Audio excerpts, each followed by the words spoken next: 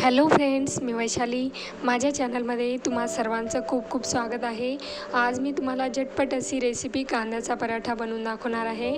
सगळ्यात आधी मी इथं चिमूटभर हळद घेतली, त्यामध्ये पाणी टाकायचं आहे आणि चवीनुसार मीठ टाकायचं आहे.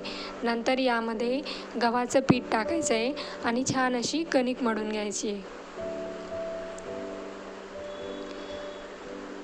नंतर मी इकडे बारीक चिरलेला कांदा घेतला आहे, तो हाताने व्यवस्थित असा मोकळा करून घ्यायचा आहे.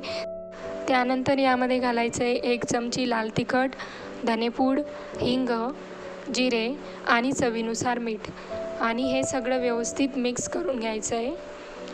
आणि हे सगळं मिक्स झाल्यानंतर यामध्ये घालायचं आहे लिंबू व्यवस्थित पिळून घ्यायचं आहे आणि मिक्स करून घ्यायचं आहे. यानंतर आपल्याला छोटीशी पुरी लाटून घ्यायचं आहे आणि त्यामध्ये हे कांद्याचं सारण आपल्याला टाकायचं आहे.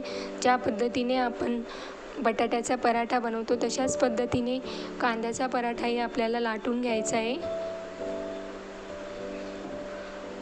आणि नंतर याला तव्यावरती शेकून घ्यायचं आहे.